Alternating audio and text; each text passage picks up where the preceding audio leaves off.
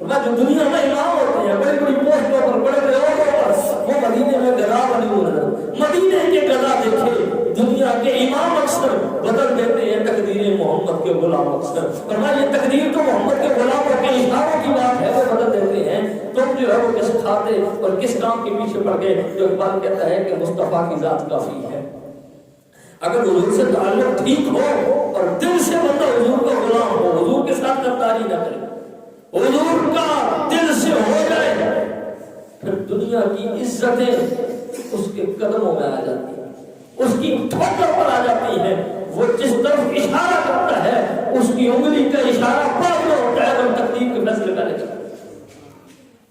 قلندر لاہوری اقبال رحمہ اللہ تعالیٰ نے، آپ کو اللہ نے بڑی شان عطا فرمائی تھی۔ اقبال خود اپنے والد کو لکھتے ہیں، کہتے ہیں میں اپنے ابو کو اپنے حالات دیتے ہیں، کیونکہ والد صاحب کے ساتھ اقبال کا بڑا گہرا تعلق تھا اور ابتدائی تعلیم بھی والد صاحب نے اقبال کو دی تھی۔ کہتے ہیں ابو جی میرے پاس ایک کشمیر سے پیر زادہ آیا ہے میری ملاقات کے لیے، کشمیر سے پیر صاحب آئے ہیں اور ان کی عمر تقریباً 30 یا 35 سال ہے۔ یہ اقبال خود بیان کرتے ہیں، کہتے ہیں 30 یا 35 سال اس نوجوان کی عمر ہے، پیر خاندان سے تعلق رکھتا ہے، پیروں کا ساتھ آتا ہے، پیر زادہ ہے، اور شکل سے وہ شرافت والا لگتا ہے اور گفتگو سے پتہ چلتا ہے کہ ہوشیار بھی ہے، سمجھدار بھی ہے اور پڑھا لکھا بھی ہے۔ والد صاحب نے چونکہ خط کے ذریعے سے آپ بتا رہے تھے، کہنے لگے اس نے مجھ سے پہلے کوئی گفتگو کرنے سے پہلے جب اس نے مجھے دیکھا تو اس کی آنکھوں سے بے اختیار آنسو نکل پڑے، رونے لگ گئے۔ اقبال کہتے ہیں میں نے اس کو دیکھا، اپنے والد کو بتا رہے ہیں کہ میں سمجھا کہ یہ بڑا مجبور ہے، اس کو کسی چیز کی ضرورت ہے، تو میں نے اس کو کہا کہ آپ کو مدد کی ضرورت ہے، آپ کو روپیہ پیسہ دے کر میں آپ کی مدد کر رہا ہوں۔ کہنے لگا جی نہیں، میرے اوپر خدا کا بڑا فضل ہے، میرے بزرگوں نے خدا کی ملازمت کی ہے اور میں اسی کی پینشن کھا رہا ہوں، یعنی میرے بزرگ محنت کر کے گئے ہیں، رب مجھے دے رہا ہے، مجھے دنیا کی ضرورت نہیں ہے۔ اور کہنے لگا جہاں تک بات میرے رونے کی ہے تو میں پریشانی کی وجہ سے نہیں رہا، خوشی کی وجہ سے رو رہا ہوں، میرے آنسو خوشی کی وجہ سے۔ بات کہنے لگے تفصیل سے جب میں نے اس سے بات کی، پوچھا تو اس نے بتایا کہ 9 گاؤں، ایک گاؤں ہے سری نگر کا، میں وہاں کے رہنے والا ہوں۔ کہتے ہیں میں نے اللہ تعالیٰ نے مجھے مرتبہ ہدایت دیا ہے، میں کشف کے ذریعے معلوم کر لیتا ہوں کہ کیا حالات ہیں۔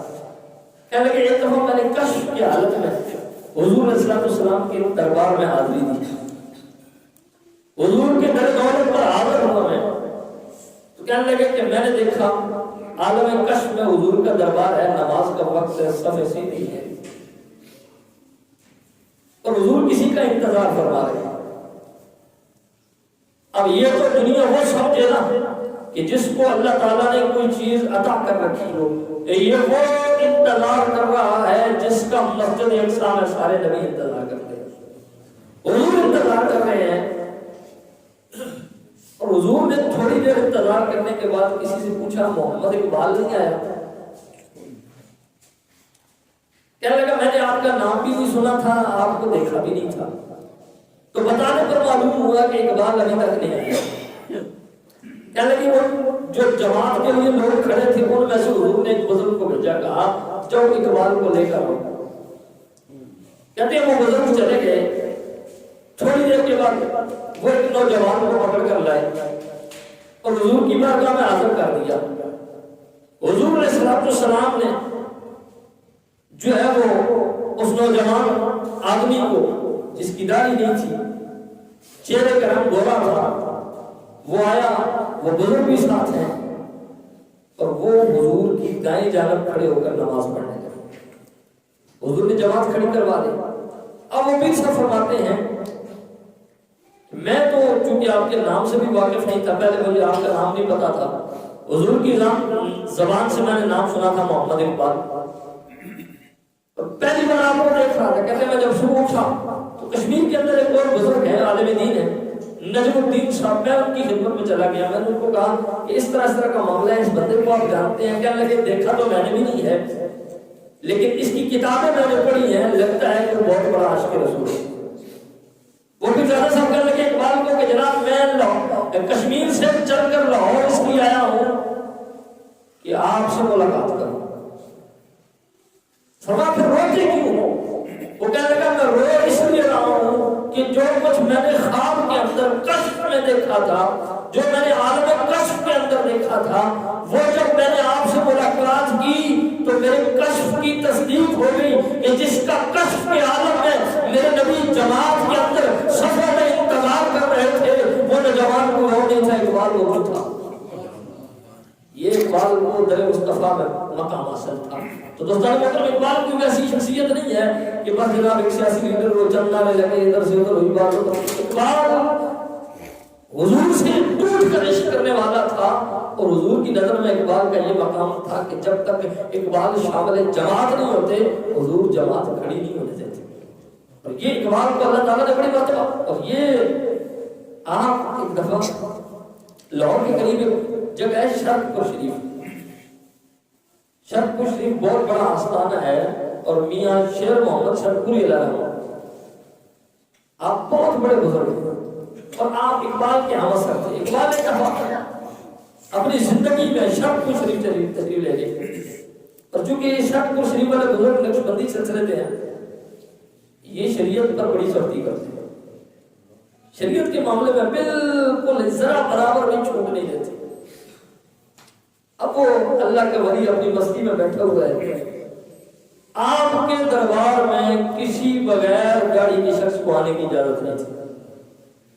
ادمیہ صاحب شرقپوری علیہ الرحمہ جب آپ کی خدمت میں اقبال آئے تو آ کر بیٹھے، کہنے لگے نہیں حضرت دعا کروانا چاہتا ہوں۔ بزرگوں نے نظر اٹھا کے دیکھا تیری داڑھی نہیں ہے، حضور کی شریعت سے بغاوت کرتا، اٹھ جا، کوئی دعا نہیں کرنی تیرے۔ اقبال اٹھ گئے، چلے گئے۔ تانگوں کا دور تھا، اس اسٹیشن پر پہنچے، تانگے پر بیٹھنے لگے۔ کسی نے بتایا حضور جو آیا تھا اور واپس چلا گیا وہ کوئی اور داڑھی موٹا نہیں تھا، وہ اقبال تھا، وہ علامہ اقبال تھا، کلندر لاہوری تھا۔ فرمایا وہ اقبال تھا؟ فرمایا ہاں۔ آپ اس وقت مسجد کے اندر تشریف فرما تھے، پاؤں میں جوتا نہیں تھا۔ حضرت میاں شیر محمد شرقپوری علیہ الرحمہ بغیر جوتا پہنے دوڑے اس تانگہ سٹینڈ کی طرف، اور وہاں سے جو اقبال ابھی تانگے پر بیٹھ چکے تھے، میاں شرقپوری نے وہاں سے ان کو اتار کر مسجد میں لے کر آ گئے۔ فرمایا اقبال داڑھی کی شرط ہے، میں داڑھی کے بغیر کسی کو آنے نہیں دیتا، لیکن وہ اوروں کے لیے ہے، تو اور ہے، آ میرے پاس بیٹھ۔ پاس بھی بٹھایا، ان کی حق میں دعا بھی کی، اور فرمایا کہ اقبال تجھے رب بڑی ترقیاں عطا فرمائے۔ یہ ان کا مقام بزرگوں کی نظر میں، اور بزرگوں کا مقام ان کی نظر میں بہت بلند تھا۔ اور ایک ہمارے رائٹر نے بڑے خوبصورت نے کتاب لکھی ہے زیارت النبی با حالت بیداری، یعنی حضور کا دیدار حالت بیداری۔ اقبال کس دیش کا بندہ تھا، کس دنیا کا بندہ تھا اقبال؟ ہم نے اقبال کو سمجھے ہی نہیں، ہم اسی لیے تو آج لبرلز کو، آج نام نہاد سیاستدانوں کو اقبال سے تکلیف ہے، کیونکہ جو طرز اقبال نے دیا ہے وہ کوئی دے ہی نہیں سکتا۔ جو عشق رسول کا سمندر اقبال کے سینے میں موجود تھا، اقبال چاہتا تھا کہ وہ عشق کا سمندر آگے معجزہ ہو، لیکن لوگوں نے ہونے نہیں دیا۔ اقبال رحمہ اللہ تعالیٰ نے آپ نے خطوط لکھا، خط لکھا، اور اس خط کے اندر آپ نے جو خط لکھا تھا وہ خان محمد جاز الدین خان مرحوم کو 1922 میں آپ نے خط لکھا۔ اس میں کہتے ہیں کہ حضور کریم نبی صلی اللہ علیہ وآلہ وسلم کی زیارت مبارک ہو، کہنے لگے حضور کی زیارت مبارک ہو۔ آج کے دور میں یہ بڑی سعادت کی بات ہے، میرا عقیدہ ہے کہ حضور زندہ ہیں اور حضور جہاں چاہیں تشریف بھی لے جاتے ہیں، اور کہنے لگے اس زمانے کے لوگ بھی آپ کی صحبت سے اسی طرح فائدہ اٹھاتے ہیں جس طرح حضور کے صحابہ اٹھاتے تھے۔ جس طرح صحابہ کرام کو فائدہ حاصل ہوتا تھا، اس طرح آج کے دور کے لوگ بھی آپ کی صحبت سے فائدہ اٹھاتے ہیں۔ لیکن اقبال کہتے ہیں اس زمانے میں اس اعتقاد کا اظہار بھی اکثر دماغوں کو ناگوار گزرتا ہے، اس لیے خاموش رہ جاتا ہے۔ اور میں آج لوگوں کو بتاؤ تو مذاق اڑاتے ہیں کہ اس کی شکل دیکھو، یہ حضور کا دیدار کرنے والی شکل ہے. فرمایا وہاں شکلیں نہیں دیکھی جاتی, وہاں دل کا خلوص دیکھا جاتا ہے. اور اگر دل صاف ہو, نیت خالص ہو, تو پھر اللہ تعالیٰ. وہ اقبال کلندر تھا اور واقعات کلندر تھا. سکندر حیات گزرا ہے لاہور کے اندر, اس کی قبر ہے اقبال کے مزار کے پاس. یہ سکندر حیات یہ جنگ عظیم 2 کے اندر انگریزوں کا بڑا قریبی تھا اور مصر میں جو فوج لے کر گیا تھا ان کی مدد کے لیے جنگ عظیم 2 کے اندر. یہ واپس آیا تو کسی نے کہا کہ مولانا گل شیر صاحب یہ تلاگنگ والے تھے, یہ خطاب فرما رہے تھے. کسی نے بات کر دی, انہوں نے کہا جی یہ بڑا بڑا نصیب بنتا ہے سکندر حیات کہ مصر کو چلا گیا انگریزوں کی مدد کے لیے فوج لے کر, لیکن حرم کے اندر حضور کے روزے خانہ کعبہ کا دیدار کرنے کے لیے, خانہ کعبہ کا طواف کرنے کے بد نصیب ہوتے ہیں نا, 10-10 20-20 سال اس علاقے میں ملازمت کرتے رہتے ہیں, لیکن عمرہ اور حج نصیب نہیں ہوتا. کہنے لگا بڑا بڑا نصیب ہے, مصر میں فوج لے کے چلا گیا وہ بھی انگریزوں کی مدد کے لیے, لیکن اس کو حضور کے دربار کی حاضری نصیب نہیں ہوئی. تو مولانا گل شیر صاحب تلنگانہ کے اندر تقریر کر رہے تھے, پھر وہی اللہ تعالیٰ نے ان کی زبان پر یہ اشعار جاری کر دیے. کہنے لگے حرم کو بندہ ہے لات و منات کیا جانے. لات بھی بت کو کہتے ہیں, منات بھی بت. یہ جو بت رکھے ہوئے تھے نا ان کے نام تھے لات, منات, عزا. کہنے لگے حرم کو بندہ ہے لات و منات کیا جانے, خدا کے گھر کو سکندر حیات کیا جانے. فرمایا خدا کا گھر یہ کسی عاشق کو پتا ہے کہ اس کی شان کیا ہے, یہ سکندر حیات بدبخت انگریزوں کا چمچہ ہے, اس کو کیا پتا کہ خدا کے گھر کی عظمت کیا ہے. تو یہ سکندر حیات ہے. اس کی قبر اقبال کی قبر کے پاس ہے, جہاں اقبال کا مزار ہے اسی کے ساتھ لاہور کے اندر سکندر حیات کی قبر ہے. لیکن آپ آج چلے جائیں دنیا کے اوپر اس کا نام تھا, جو ظاہری بات ہے جس نے انگریزوں سے وفاداری کی اسے جاگیریں بھی ملی, وہ جو ہے وہ بڑا لینڈ لارڈ ہے, تو بہت کچھ مال و دولت تھا اس سکندر حیات کے پاس. اس کی قبر ہے لیکن اس کی قبر پر کوئی نہیں آتا. اور ساتھ اقبال کی قبر ہے. صبح دیکھو تو مصطفیٰ کے دیوانے اقبال کی قبر پر ہوتے ہیں, شام کو دیکھو تو اقبال کی قبر پر مصطفیٰ کے دیوانے موجود ہوتے ہیں. اب یہ کون سا فلسفہ ہے, یہ کون سی بات ہے؟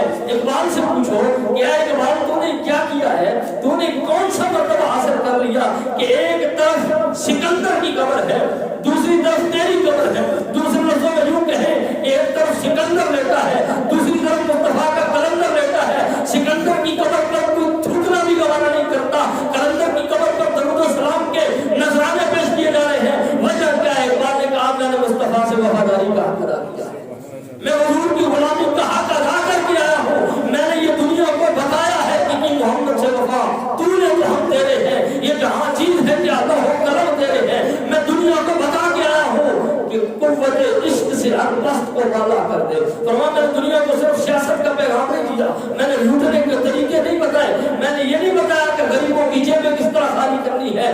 میں نے پاکستان کا بنانے کا خواب ضرور دیکھا تھا, لیکن دنیا کو یہ پیغام دے کر آیا ہوں کہ وہی پاکستان کامیاب رہے گا, وہی مسلمان کامیاب رہے گا کہ قوت عشق سے ہر وقت کو والا کر دے, دہر میں عشق محمد سے اجالا کر دے. اور کی محمد سے وفا تو نے تو ہم تیرے ہیں, یہ جہاں چیز ہے کیا لوح قلم تیرے ہیں. فرمایا اگر یہ کام کرو گے تو دنیا کے اندر بھی تمہارا نام باقی رہے گا, مرنے کے بعد بھی تمہارا نام باقی رہے گا.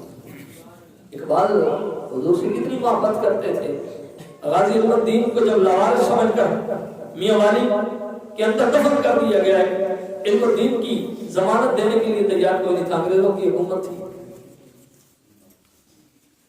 اور انہوں نے بڑا سخت قانون لاگو کیا. انہوں نے کہا تھا کہ اگر دنگا فساد ہو جاتا ہے, چونکہ ظاہر بات ہے ہندو بھی تھے, سکھ بھی تھے, مسلمان بھی تھے, پاکستان تو بنا نہیں تھا, تو پھر کون ذمہ دار ہوگا؟ اقبال نے شخصی ضمانت دی, کہا اس کا ذمہ دار میں ہوں. اگر دنگا اور فساد ہوتا ہے علم الدین کی میت کو لانے میں تو مجھے بغیر کسی آرڈر کے, بغیر کوئی کیس چلائے گولی مار دیتا. لیکن غازی علم الدین لاوارث نہیں ہے کہ اس کو تو میاں والی میں دفن کر دو, لاہور آئے گا میانی صاحب کے قبرستان میں دفن کریں گے. اور تاریخ اس بات کی گواہ اقبال بیمار تھا، چل نہیں سکتا تھا، اٹھ نہیں سکتا تھا. دوستوں نے مشورہ دیا کہ جناب آپ نے بہت بڑا کام کر دیا ہے کہ اس کی ضمانت دے دی ہے شخصی، اس کی میت وہاں سے یہاں آ گئی ہے، آپ نے بہت بڑا کام کیا، فرمایا کچھ بھی نہیں کیا. کہنے لگے آپ بیمار ہیں، جنازے میں نہ شریک ہوں، فرمایا جائیں گے. مورخین نے لکھا ہے کہ اقبال دو دوستوں کے کاندھے پر ہاتھ رکھ کر سہارا لے کر غازی علم الدین کے جنازے میں پہنچا تھا. اور جب غازی علم الدین کو دفن کرنے لگے تو اقبال نے کہا ابھی علم الدین کو دفن نہ کرنا، پہلے اقبال کو قبر میں لیٹنے دو. آپ غازی صاحب کی قبر میں لیٹے اور کسی نے پوچھا کہ قبر میں کیوں لیٹے ہو؟ علم الدین کی قبر کے اندر کیا ہے؟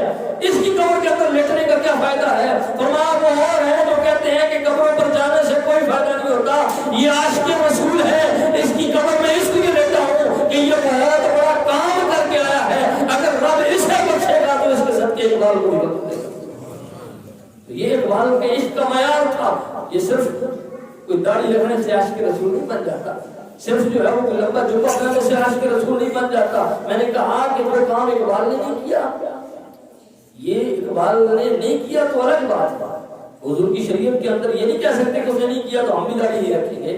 اس نے داڑھی نہیں رکھی تھی، داڑھی رکھنا جائز نہیں ہے، لیکن میں نے آپ کو بتایا نا کہ جو کام اس نے اچھے کیے ہیں ان کے حوالے سے کیا کہیں گے.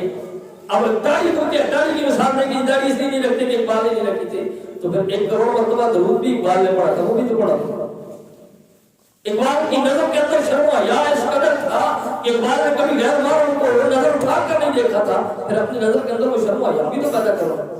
اور اقبال جب حضور کی محبت کے اندر، حضور کے عشق کے اندر جب دل بہتاب ہوتا ہے تو پھر اقبال یہ کہتا وہ نظر آتا ہے کہ لو بھی تو قلم بھی تو، تیرا وجود الکتاب، گنبد آبگینہ رنگ تیرے محیط میں حواب، عالم آب و خاک میں تیرے ظہور سے فروغ. فرمایا یا رسول اللہ پانی کا عالم ہو، خشکی کا عالم ہو، ہر طرف آپ کی چرچے نظر آتے ہیں. ذرہ ریت کو تو نے دیا طلوع آفتاب، فرمایا کہ ریت کے ذرے کو تو نے سورج بنا دیا ہے یا رسول اللہ، یہ آپ کا کام. فرمایا شوکت سنجر و سلیم تیرے جلال کی نمود. فرمایا جو سنجر بادشاہ ہے، یہ جو سلیم بادشاہ ہے، ان کی جو شان و شوکت نظر آتی ہے حضور یہ آپ کے قدموں کی برکت سے. اور فرمایا فقر جنید و با یزید تیرا جمال بے نقاب، اگر کوئی آپ کے حسن کے جلوے دیکھنا چاہتا ہے با یزید کو دیکھ لے، جنید بغدادی کو دیکھ لے، ان کو دیکھ کر آپ کی سیرت کے بے نقاب جلوے نظر آئیں. اور فرماتے ہیں شوق کیا کیا کلندرانہ بات کی. فرمایا شوق اگر تیرا نہ ہو میری نماز کا امام. لوگ تو کہتے ہیں نماز کے اندر اس سے پتہ چلتا ہے اقبال کس ذہن کا مالک تھا. آج تو ہر کوئی کہتا نہیں اقبال ہمارا تھا، اقبال کا ذہن بتاتا ہے کہ اقبال کے ذہن کا مالک تھا. وہ تو کہتے ہیں کہ نماز کے اندر نبی کا خیال ہے تو نماز ٹوٹ جاتی ہے. اقبال کہتا ہے شوق تیرا اگر نہ ہو میری نماز کا امام، میرا قیام بھی حجاب، میرا سجود بھی حجاب. فرمایا اگر یا رسول اللہ آپ کا محبت کا جو عنصر میرے اندر موجود ہے اگر وہ موجود نہ ہو تو پھر اس قیام کا کیا فائدہ، اس سجود کا کیا فائدہ، اس رکوع کا کیا فائدہ، اس نماز کا کیا فائدہ. فرمایا یہ سارے حجاب ہیں اگر یا رسول اللہ آپ دل کے اندر موجود نہیں ہے، اور اگر آپ دل کے اندر موجود ہیں تو پھر یہ سارے جنت ہی جنت ہے. اور پھر اقبال خود کہتا ہے کہ تیری نگاہ ناز سے دونوں مراد پا گئے، عقل غیاب جستجو، عشق حضور و اضطراب. اور اقبال خود کہتا ہے کہ حضور کریم نبی صلی اللہ علیہ وآلہ وسلم کی محبت کس طرح دل کے اندر ہونی چاہیے. فرمایا کہ در دل مسلم مقام مصطفیٰ آب روح ماز نام مصطفیٰ. فرمایا کہ حضور کی محبت دل کے اندر اتنی جاگوزی ہونی چاہیے کہ جس طرح دل کے اندر کسی اور کی محبت کے لیے جگہ نہیں ہونی چاہیے. دل کے اندر صرف حضور کی محبت کا ٹھکانہ ہونا چاہیے. اور فرمایا اسی محبت کی وجہ سے ساری عزتیں ہیں. اور حضور کریم نبی صلی اللہ علیہ وآلہ وسلم کی ذات کے حوالے سے اقبال نے کمال کر دیا. فرمایا ہونا یہ پھول تو بلبل کا ترنم بھی نہ ہو. فرمایا تم کہتے ہو حضور کے بغیر گزارا ہو جائے گا. فرمایا نہیں، ہونا یہ پھول تو بلبل کا ترنم بھی نہ ہو، چمن دہر میں کلیوں کا تبسم بھی نہ ہو، اور یہ نہ ساقی ہو تو پھر میں بھی نہ ہو، خود بھی نہ ہو، درد توحید بھی نہ ہو، دنیا میں تم بھی نہ ہو. خیمہ اخلاق کا استادہ اسی نام سے ہے، نبض ہستی تپش آمادہ اسی نام سے ہے، دشت میں دامن کوثر میں میدان میں ہے. اور فرمایا بحر میں موج کی آغوش میں طوفان میں ہے، چین کے شہر مراکز کے بیابان میں ہے، اور پوشیدہ مسلمان کے ایمان میں ہے۔ چشم اقوام یہ نظارہ ابد تک دیکھے، رفعت شان رفعنا لک ذکرک دیکھے۔ اور اقبال کہتا ہے کیا کروں اس قوم کا کہ جس کے آگے میں رونا رہا ہوں۔ فرماتے ہیں قلب میں سوچ نہیں، روح میں احساس نہیں، کچھ پیغام محمد کا تمہیں پاس نہیں۔ فرمایا کہ تم کیا سمجھو گی حضور کی ذات کیا ہے؟ اور اقبال خود اپنے بارے میں کہتے ہیں کہ لوگ مجھے دیکھ کر حیران ہوتے ہیں کہ اقبال پڑھتا کہاں رہا اور باتیں مولوی والی کرتا ہے۔ فرمایا کہ کہاں سے تو نے اے اقبال سیکھی ہے یہ درویشی کہ چرچا بادشاہوں میں بھی ہے تیری فقیری کا۔ فرمایا بادشاہ بھی تیری فقیری کی مثالیں دیتے ہیں۔ تو فرمایا اصل میں مسئلہ یہ ہے کہ عشق مصطفیٰ کا جو چراغ ہمارے دل کے اندر روشن ہے، ہماری دنیا بھی سنور گئی ہے، ہماری آخرت بھی سنور گئی ہے۔ ہمارے نائٹ البلاغ، اللہ تعالیٰ آپ کو مجھے ہم کی توفیق عطا فرمائے۔